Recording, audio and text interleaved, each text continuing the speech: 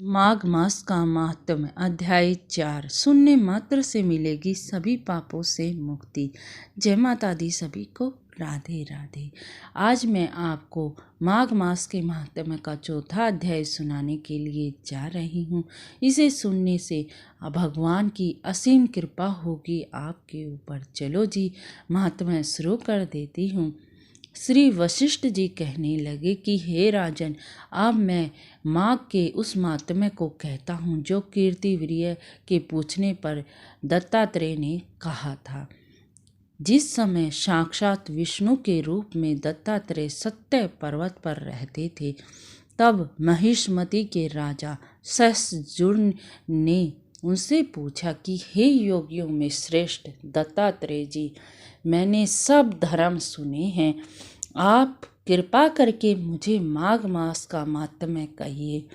तब दत्तात्रेय जी बोले कि जो नारद जी ने ब्रह्मा जी से कहा था वही माघ मास का महात्म्य मैं तुमसे कहता हूँ। इस कर्म भूमि भारत में जन्म लेकर जिसने माघ स्नान नहीं किया, उसका जन्म निष्फल हो गया है। भगवान की प्रसन्नता, पापों के नाश और स्वर्ग की प्राप्ति के लिए माघ स्नान अवश्य ही करना चाहिए। यदि यह पुष्ट व शुद्ध शरीर माघ स्नान के बिना रह जाए तो इसकी रक्षा करने से क्या लाभ है। जल में बुलबुले के समान, मक्खी जैसे तुच्छ जंतु के समान यह शरीर माघ स्नान के बिना मरण समान है।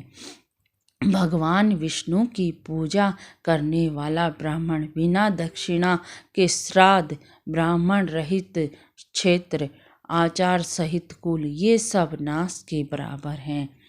गर्व से धर्म का, क्रोध से तप का, गुरुजनों की सेवा न करने से, स्त्री तथा ब्रह्मचारी के बिना जली अग्नि से हवन, बिना साक्षी के मुक्ति का नाश हो जाता है। जीविका के लिए कहने वाली कथा, आपने अपने ही लिए बनाए हुए भोजन की क्रिया, शूद्र से भिक्षा लेकर किया हुआ यज्ञ, कंजूस का धन, यह सब नाश के कारण है। बिना अभ्यास और आलस्य वाली विद्या, असत्य वाणी, विरोध करने वाला राजा, जीविका के लिए तीर्थ यात्रा, जीविका के लिए व्रत, संदेह युक्त मंत्र का जाप, व्याग्र चित्त होकर जप करना, वेद न जानने वाले को दान देना, संसार में नास्तिक मत ग्रहण करना, श्रद्धा बिना धार्मिक क्रिया सब व्यर्थ है। और जिस तरह दरिद्र का जीवन व्यर्थ है, उसी तरह माघ स्नान किए बिना मनुष्य का जीवन व्यर्थ है।